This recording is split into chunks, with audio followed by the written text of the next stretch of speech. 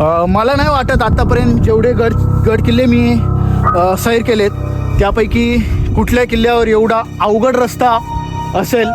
तर हा दगड कधी पण इथून निसटू शकतो.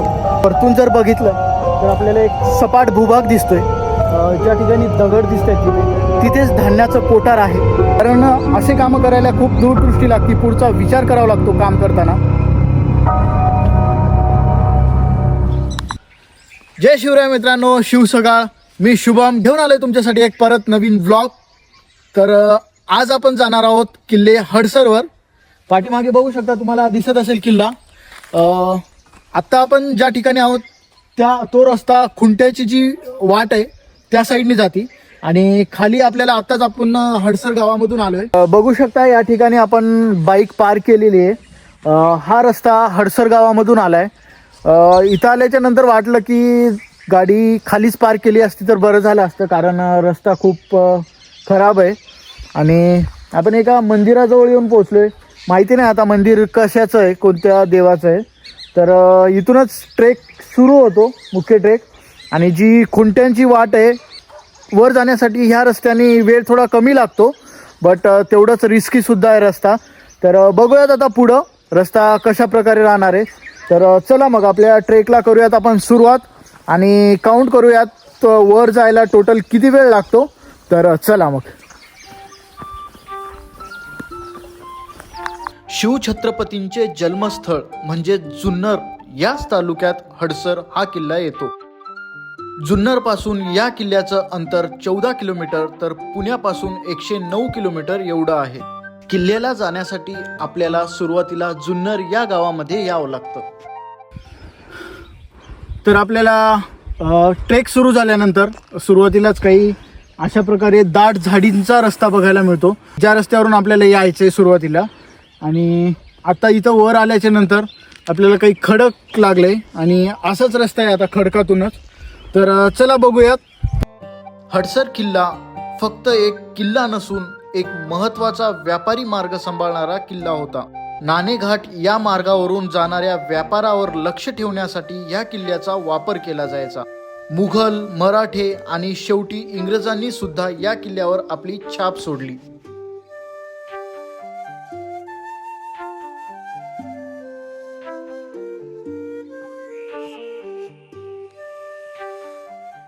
तर अगदी अर्ध्या तासाच्या ट्रेक नंतर आपण येऊन पोहोचलोय खुंटीच्या मार्गाजवळ, ज्या ठिकाणावरून खुंटीचा मार्ग सुरू होतो. पाठीमागं बघू शकता तुम्ही. आणि इथून आपल्याला एक सुंदर असं सूर्योदय बघायला मिळालं. या ठिकाणी बघू शकता तुम्ही, एकदम सुंदर नजारा आहे.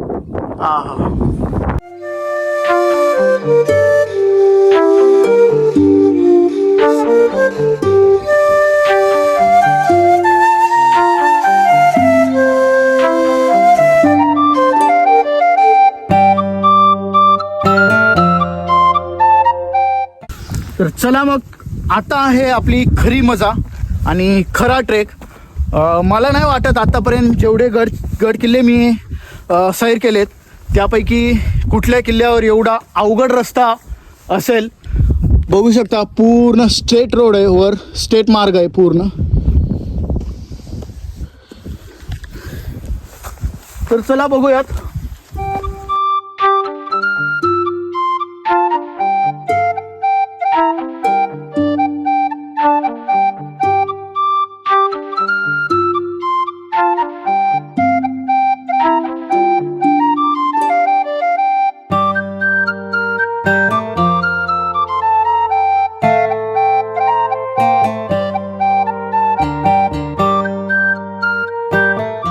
बघू शकता काही अशा प्रकारचा रस्ता आहे.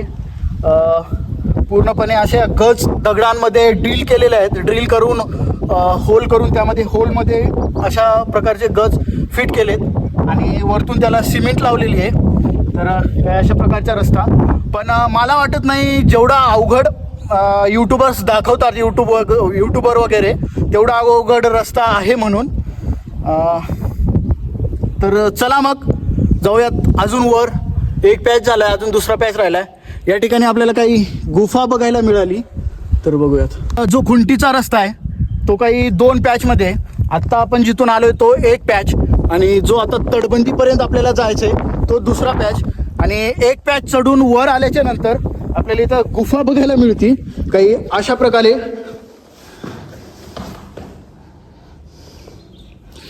जी की पूर्णपणे दगडात कोरलेली आहे.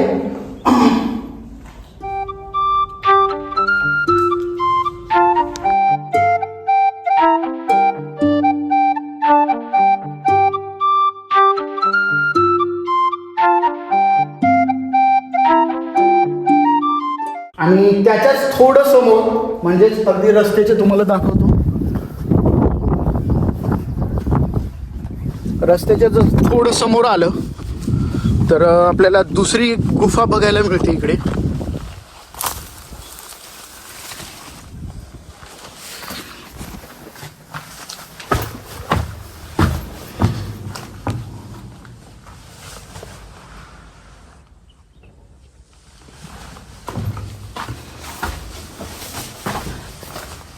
त्यालाच एक दुसरी एक दरवाजा, दोन दरवाजे आहेत. पूर्णपणे ही गुफा एकाच दगडामध्ये कोरलेली आहे. बघू शकता तुम्ही, ते कसलाही जॉईंट वगैरे नाही. थोडं विश्रांती घेतली, थोडं पाणी वगैरे पिलंय आणि खूप सुंदर अशी हवा सुटली आहे. आणि खाली जर बघितलं तर तेवढंच भीतीदायक सुद्धा वातावरण आहे. आणि इथून आपल्याला भैरवगड बघायला मिळाला, जो की धुक्यातून आत्ता थोडा थोडा आपल्याला क्लिअर दिसतोय. जर तुम्ही बघितलं तर हा भैरवगड आहे.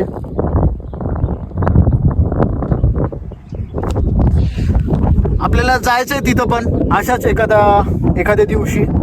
तर चला मग राहिलेला आपला प्रवास पूर्ण करूयात. आणि एक गोष्ट तुम्हाला सांगावीशी वाटली, पाठीमागं जो दगड दिसतोय आपल्याला गुफेच्या बाहेरचा, तो एकदम बघू शकता ह्या दगडापासून अलग झालाय. आता फक्त जॉईंट त्याचा इथे आहे, त्यामुळं तो टिकलाय कसा तरी. आणि जे वरती यायचा जो रस्ता आहे तो इथून आहे, म्हणून हा दगड कधी पण खाली जाऊ शकतो. पावसाळ्याच्या दिवसांमध्ये जर थोडंफार जरी पाणी याच्या आतमधून जर मुरलं तर हा दगड कधी पण इथून निसटू शकतो. तर मग काही अशा गोष्टींमुळं सुद्धा हा रस्ता खूप अवघड बनतो. जर येत असाल तर सांभाळून या, जेणेकरून काही हानी होणार नाही. आणि गावकऱ्यांच्या म्हणण्याप्रमाणे काही 2-3 वर्षापूर्वी शिवजयंतीच्याच दिवशी ह्या ठिकाणावरून अपघात झाला होता. 2-3 काहीतरी मुली खाली पडून त्यांचा मृत्यू देखील पुढं चालून झाला, म्हणजे पुढं ॲम्ब्युलन्समध्ये वगैरे नेताना. तर मग काही अशा घटनासुद्धा इथं घडलेल्या आहेत. त्यामुळं मग होत असेल तरच या, नाहीतर मग अवॉइड करा. पुढच्या बाजूने आपल्याला एकदम चांगला असा रस्ता बघायला मिळतो, तिकडून या. तर चला मग राहिलेला प्रवास करूयात पूर्ण. त्याच्यासारखाच काही हा पॅच पण आपण म्हणू शकतो. तर बघूयात, चला. काही अशा प्रकारे सुरुवात आहे. दगडांच्या आतमध्ये आपल्याला पाय ठेवण्यासाठी जागा बनलेली आहे, कोरून इथे जागा बनली. आणि जी गज रवलेली आहे त्याला फक्त हात पकडायचे त्याला आपण. आणि चला मग बघूयात, काही अशा प्रकारे त्याला हात पकडून ते कोरलेल्या जागेवर आपल्याला असं पाय ठेवायचे.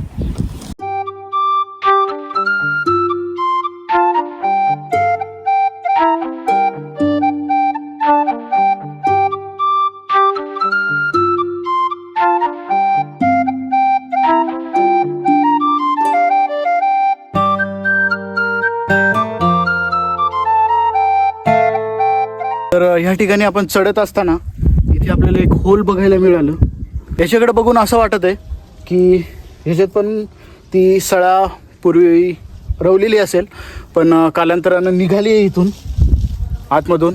तर मग याचा अर्थ ज्या गजा आहेत त्या निघू पण शकतात.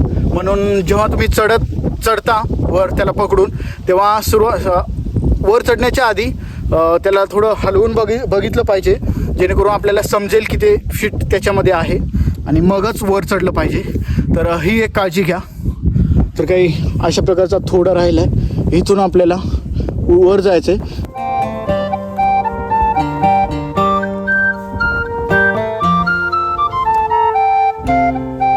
वर आल्याच्या नंतर आपल्याला पाठीमागं बुरुज बघायला मिळतो. ह्या बुरुजावर झाड आलं एक, जे की बुरुजाला अगदी आकडून पकडले.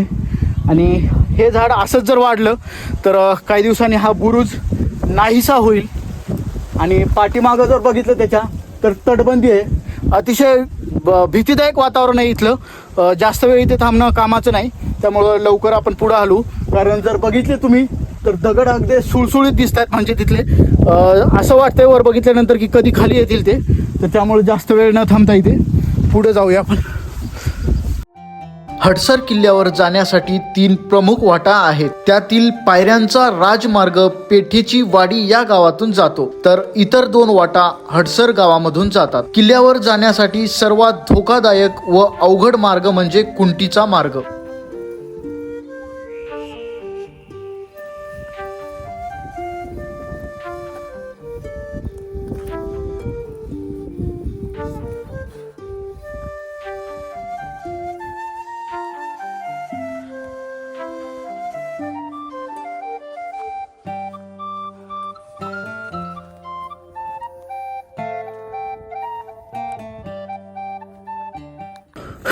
तर फायनली येऊन पोहोचलोय वर.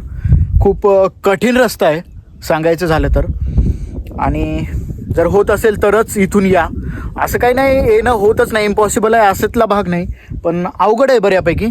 आणि मग तर वर येताच आपल्याला इथे मारुतीचं मंदिर बघायला मिळालं. तर बघू शकता वर आल्याच्या नंतर मंदिर लागलं आहे आपल्याला.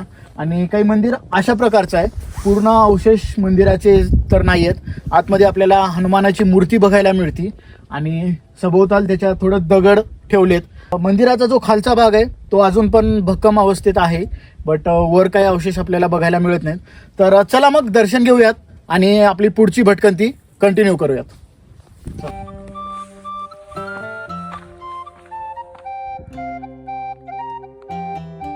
बऱ्याच किल्ल्यावर आपल्याला बऱ्याच म्हणजे ऑलमोस्ट सगळ्याच किल्ल्यावर आपल्याला हनुमानाचं मंदिर बघायला मिळतं.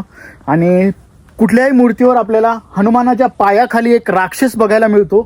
तर तो राक्षस नसून रावणाची बहीण लंकिनी आहे.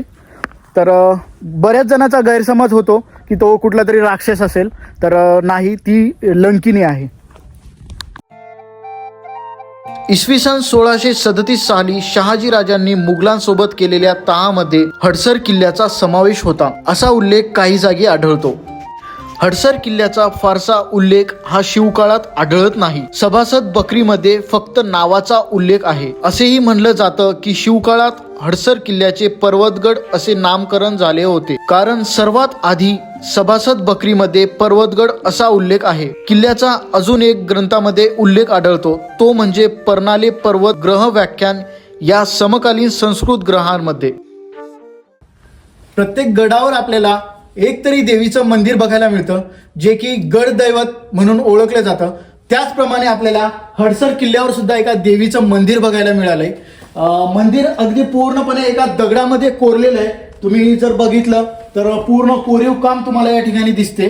आणि आतमध्ये मूर्ती जर बघितली तर मूर्ती ही कोणीतरी फोडलेली आहे. हे सांगणं फार कठीण आहे की मूर्ती कोणी फोडली, पण मूर्ती फोडलेली असल्या जी वरचा भाग आहे, जी मुंडी म्हणतो आपण, ती या मूर्तीला नाही आहे. त्यामुळं मग ओळखू येत नाही की कुठल्या देवीचं मंदिर आहे. तर मग चला आतमध्ये आपण दर्शन घेऊयात आणि मग पुढचा किल्ला कंटिन्यू करूयात.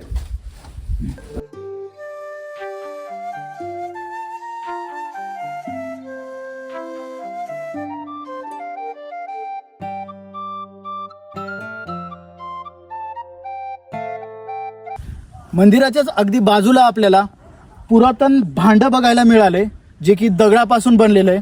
तुम्ही जर बघितलं तर काही साठवण्यासाठी बनलेलं आहे असं वाटतं याच्याकडे बघून. मग पूर्वीच्या काळी अशा प्रकारची भांडी जनावरांना किंवा घोड्यांना पाणी पिण्यासाठी बनवलं जात होतं, तर त्यासाठीच बनवलेलं हे पण असू शकतं. मंदिराच्याच बाजूला आपल्याला इथे 2 टाके सुद्धा बघायला मिळालेत, जे की काही अशा प्रकारचे आहेत. आतमध्ये खोली बऱ्यापैकी दिसतीये. आणि ह्याच्याच बाजूला या साईडला सुद्धा एक टाका आहे. हे वालं टाकं बऱ्याच प्रमाणात आपल्याला बांधलेल्या अवस्थेत पाहायला मिळालं. तर काही अशा प्रकारचे टाके किल्ल्यावर 12 महिने पिण्याच्या पाण्याची सोय व्हावी यासाठी बांधलेले आहेत. आणि इथून जे दगड निघालेत त्यापासूनच आपल्याला जी तटबंदी बघायला मिळते किल्ल्यावर ती बांधण्यात यायची.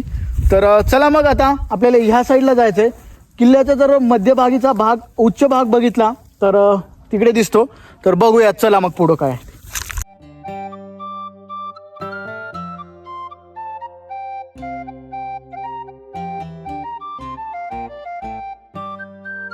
किल्ल्यावर आपल्याला छोट्या आणि मोठ्या आकाराचे बऱ्याच प्रमाणात पाण्याचे टाके बघायला मिळतात.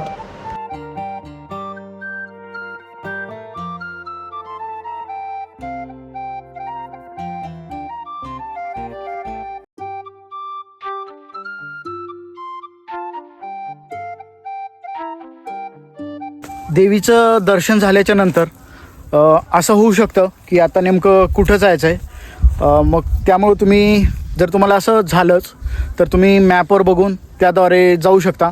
इथे जिओला तसेच एअरटेललासुद्धा चांगल्या प्रकारे नेटवर्क आहे. त्यामुळे तुम्ही मॅपवर बघून, मॅपवर पूर्ण रस्ता दिलेला आहे देवीच्या मंदिरापासून महादेव मंदिरापर्यंत जाण्याचा. आणि मग पुढं जात असताना आपल्याला बऱ्याच ठिकाणी काही अशा प्रकारे अवशेष बघायला मिळतात, जे की आता काही याचे नाही आहेत, पण बघितलं तर समजून येतं की ह्या ठिकाणी काही त्या काळी रूम वगैरे असेल. तर चला मग जाऊयात पुढं. ऐतिहासिक, भौगोलिक आणि नैसर्गिक अशा तिन्ही दृष्टीने या किल्ल्याला विशेष महत्त्व आहे. शिवनेरी, नाणेघाट, हरिश्चंद्रगड, जीवधन आणि भैरवगड अशा अनेक प्रसिद्ध किल्ल्यांच्या सानिध्यात असल्यामुळे हडसर हा किल्ला संपूर्ण जुन्नर परिसराच्या संरक्षण व्यवस्थेतील एक महत्त्वाचा घटक मानला जातो. आज जरी हा किल्ला तुलनेने दुर्लक्षित असला तरी त्याचा इतिहास अत्यंत प्राचीन आणि समृद्ध आहे.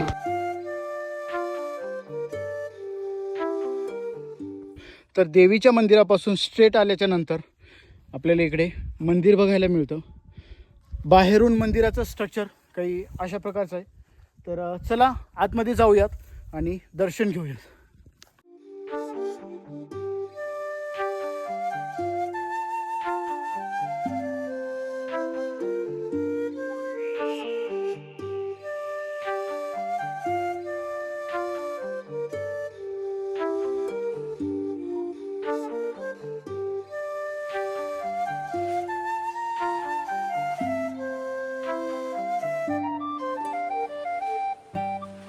मंदिराच्या आतमध्ये आपल्याला भली मोठी महादेवाची पिंड बघायला मिळते.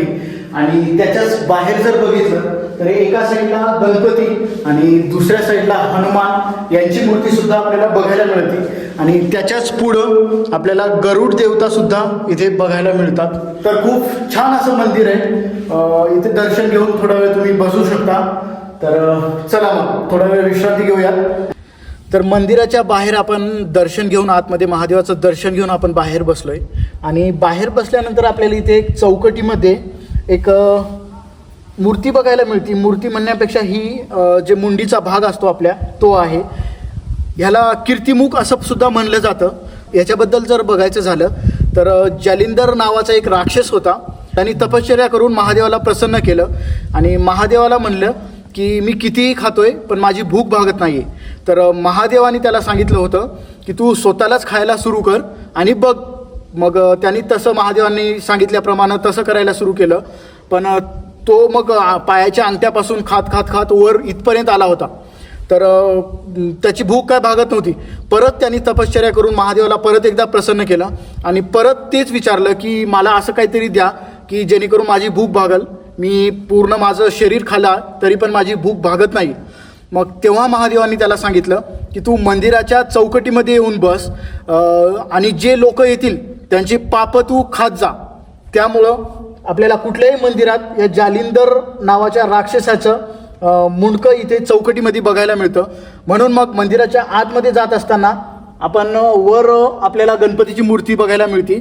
तर त्याचं दर्शन घेऊन या ठिकाणी आपण पाय ठेवून मंदिरामध्ये जायचं असतं. मंदिराच्या बाहेर या ठिकाणी आपल्याला नंदी महाराज सुद्धा बघायला मिळतात. तर काही अशा प्रकारचं मंदिर आहे. अगदी सुंदर मंदिर आहे.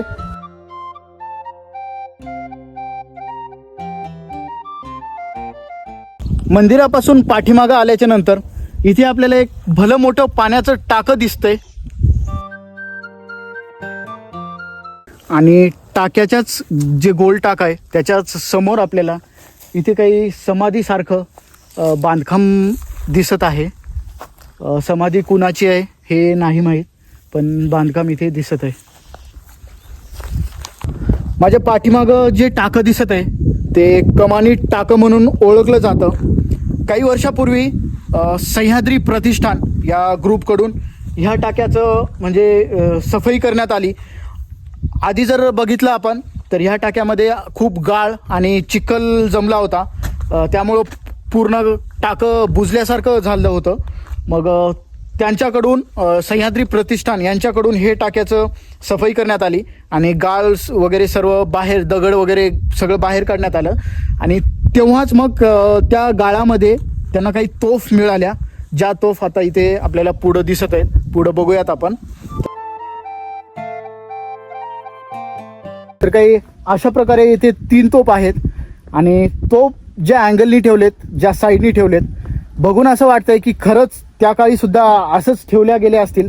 आणि बघू शकता या साईडचा परिसर, पूर्ण पुढचा डोंगर आपल्याला दिसतो इथून. आणि जणू वाटतं की इतिहासाच्या त्या काळातच कुठेतरी आपण आलोय. तोपच्या मागच्या साईडने जर बघितलं तर त्या काळी सुद्धा काही अशाच प्रकारे ठेवून पुढं तोप चालवत असतील. तोप जर बघितलं तर ही तोप आपल्याला अर्धी लोखंडाची आणि अर्धी लाकडी तयार करून इथे बसवण्यात आली, कारण त्या टाक्यामध्ये ही अर्धीच तोप आपल्याला मिळाली होती, ही आणि ती पलीकडची. त्यामुळं मग ह्याला अर्ध लाकडी तयार करून इथे बसवण्यात आलं.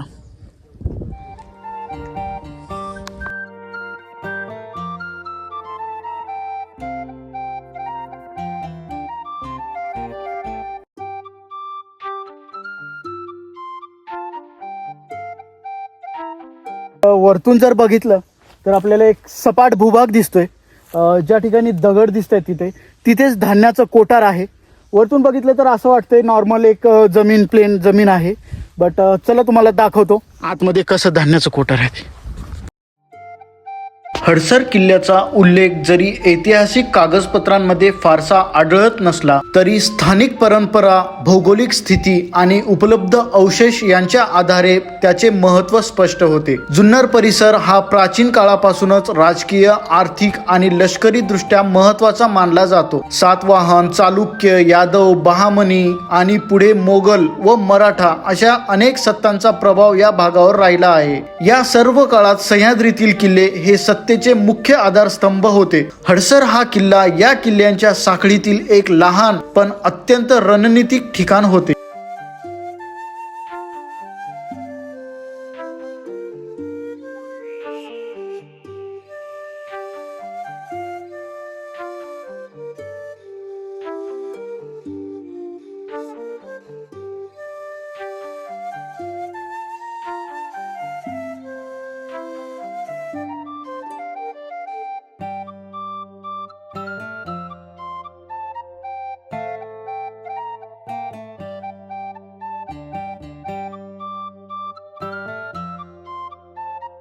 धान्य कोठाराच्या आतमध्ये आल्याच्या नंतर आपल्याला इथे 3 साईडला 3 धान्य कोठार बघायला मिळतात.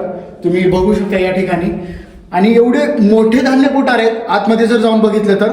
आणि विशेष म्हणजे पूर्ण हे तिन्ही धान्य कोठार एकाच दगडामध्ये कोरून बनवलेले आहेत. तुम्ही या ठिकाणी बघू शकता कुठल्याही प्रकारचा असा जॉईंट दिसत नाहीये. जर आपण बघितलं तर पूर्णपणे आतमध्ये कोरून हे धान्य कोठार बनवलेलं आहे. आणि जर वरच्या बाजूस बघितलं तर आपल्याला कोरून आतमध्ये दगड बसवण्यात आले, जेणेकरून सागाच्या लाकडाचं छत इथे तयार झालेलं असावं त्या काळी. तर चला आतमध्ये आपण धान्य कोठार बघूया तिन्ही साईडचे किती मोठे आहेत ते.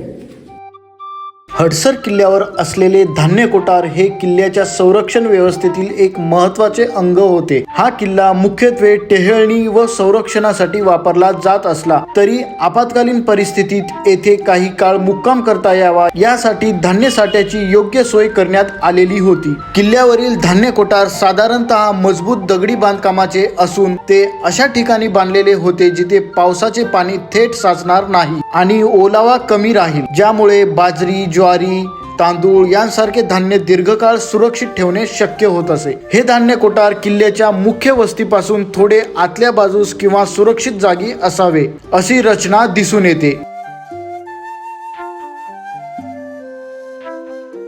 बघितल्याप्रमाणे प्रत्येक धान्य कोठाराला बाहेरून तर एक मोठी खोली आहेच, पण त्याच्या आतमध्ये सुद्धा त्याच्यापेक्षाही मोठी आतमध्ये खोली आहे. तिन्ही धान्य कोठाराला सेम. ह्या धान्य कोठाराला बघून आपल्याला असं लक्षात येतं की त्या काळच्या लोकांची काय इंजिनिअरिंग असेल, काय कला असेल. कारण एवढं आतमध्ये खोल कोरीव काम करणं, ते पण एकाच दगडात, हे आजच्या काळी तर मला वाटत नाही की शक्य असेल म्हणून. तर बघू शकता अशा प्रकारचं काम काही त्या काळच्या लोकांचं होतं. बहुतेक शिवकालीन किल्ले हे आपल्याला 300 ते 400 वर्षापूर्वीचे बघायला मिळतात. पण हडसर हा किल्ला छत्रपती शिवाजी महाराजांच्या आधीपासूनच अस्तित्वात आहे. इतिहासकारांच्या मते हा किल्ला इसवी सन 200 ते 300च्या सुमारास बांधलेला आहे. म्हणजेच याचा अर्थ असा की हडसर हा किल्ला सुमारे 2000 वर्षापूर्वीचा आहे. धान्य कोठारच्या बाहेर जर बघितलं तर इथे आपल्याला एक साईडला नालीच्या टाईपचं बांधकाम बघायला मिळतं. जेणेकरून इथे जर पाऊस वगैरे पडला, पाणी जास्त झालं तर ते पाणी ह्या नालीद्वारे बाहेर वाहून जावं. पूर्ण नाली बाहेरपर्यंत आहे बघायला मिळते आपल्याला.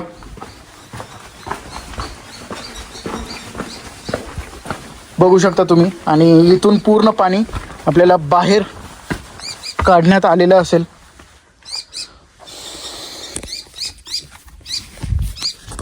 तर ह्यावरून सुद्धा एक आपल्याला समजू शकतं की काय त्या काळची कला असेल आणि किती दूरदृष्टी असेल. कारण असे कामं करायला खूप दूरदृष्टी लागते, पुढचा विचार करावा लागतो काम करताना.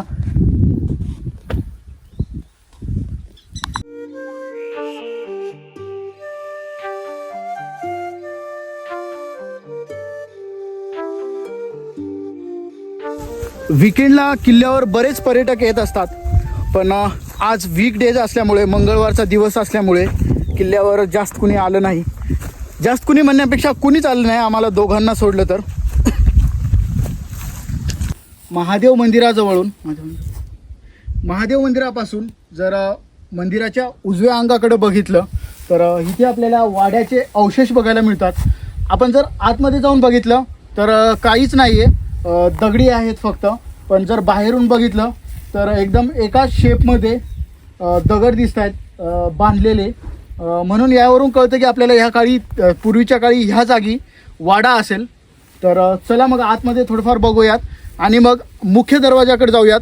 कारण आपण उतरताना जो महादरवाजा आहे त्या साईडने उतरून खाली जाणार आहोत. महादेव मंदिराच्या बाजूला आपल्याला राजवाड्याचे अवशेष बघायला मिळाले.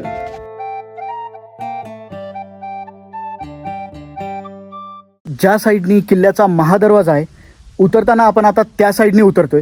आणि तिथूनच वर आल्याच्या नंतर इथे आपल्याला इथे सुद्धा एक टाकं बघायला मिळतं.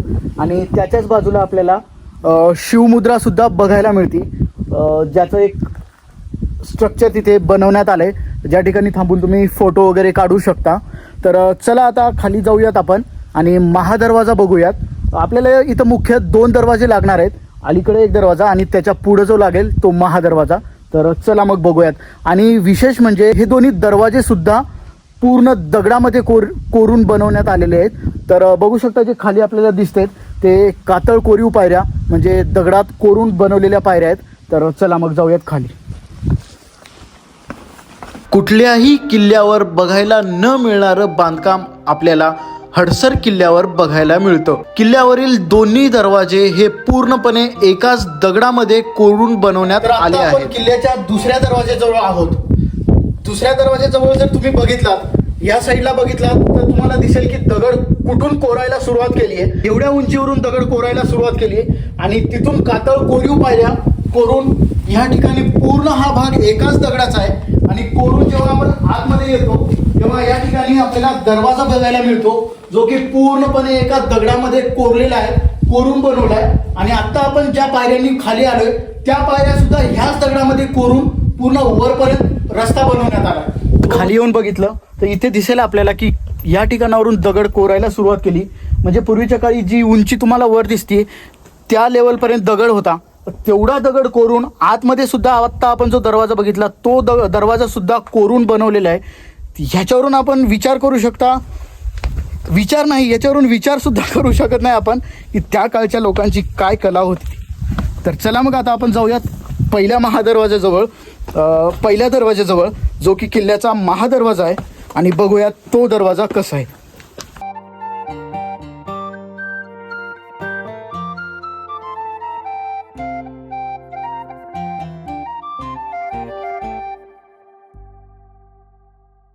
तर पाठीमागं जो दरवाजा दिसत आहे तो किल्ल्याचा महादरवाजा आहे. आपण आलोय त्या मार्गाने आलोय. या मार्गाने आलो असतो तर आपल्याला सुरुवातीला हा दरवाजा लागला असता.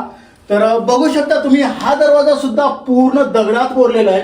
वरती जर बघितलं तुम्ही तर आपल्याला दगड वरतून कोरून खालीपर्यंत कोरून हा दरवाजा बघायला मिळतो इथे. आणि दरवाजाच्या आतमध्ये सुद्धा पायऱ्या आहेत वरपर्यंत. ती पायऱ्या सुद्धा कोरूनच बनवलेल्या आहेत. तर मी आतापर्यंत बरेचसे किल्ले फिरलो, जवळपास 30 किल्ले फिरलो, बट मला ह्या किल्ल्या एवढं कोरीव काम कुठंच बघायला मिळालं नाही. तर काही अशा प्रकारचा किल्ला आहे हा. आणि महादरवाजाच्याच ह्या साईडला आपल्याला तटबंदी बघायला मिळते वर, जर तुम्ही बघितलात बुरुजावर. आणि त्याच्याच खाली आपल्याला किल्ल्याचा मॅप दिसतो, ज्याच्यावर मेन पॉईंट्स हायलाईट केलेले आहेत. आणि त्याच्याच खाली उतरण्याचा मार्ग जर बघितला तर काही अशा प्रकारे पूर्ण पायऱ्या आपल्याला बघायला मिळतात तिथून. आणि ह्या दगडाला लागूनच आपल्याला असं खाली उतरायचं आहे. तर शेवटी आलोय ज्या ठिकाणावरून ट्रेकची सुरुवात केली होती त्या ठिकाणी. आणि तुम्हाला एक महत्त्वाची सूचना देऊ इच्छितो, जर तुम्ही महादरवाजाच्या साईडनी गेलात तर रिटर्न पण तिथूनच या. आणि आम्ही ज्या साईडने गेलो आहे त्या रस्त्याने गेलात तर रिटर्न त्याच रस्त्याने या, जेणेकरून तुम्हाला फिरून यायला लागत नाही. आणि ह्याचं बेस आणि त्या महादरवाजाचा बेस जवळपास 5 किलोमीटरचं अंतर आहे. बरं झालं आम्हाला एका मुलांनी इथपर्यंत बाईकवर आणून सोडलं आहे, म्हणून मग तिथून मी ह्या रोडवरून इथपर्यंत आलो आहे पायी. आणि आता इथून बाईक घेऊन जाणार आहे. नाहीतर कुणी जर नसेल तर तुम्हाला 5 किलोमीटर पायी चालत यावं लागणार आहे, म्हणून ही गोष्ट लक्षात घ्या. तर चला मग, व्हिडिओ कसा वाटला नक्की कमेंटमध्ये कळवा. आणि चॅनलवर जर नवीन असाल तर सबस्क्राईब करायला विसरू नका. भेटूयात अशाच एका नवीन व्हिडिओमध्ये. आणि कुठल्या किल्ल्यावर पुढं चालून कुठल्या किल्ल्यावर जायचं हे पण मला कळवत राहा, जेणेकरून मला त्याची माहिती घेता येईल आणि त्या किल्ल्याचा ट्रेक करता येईल. तर चला मग, भेटूयात नवीन एका व्हिडिओमध्ये. तोपर्यंत तुमची रजा घेतो. बाय.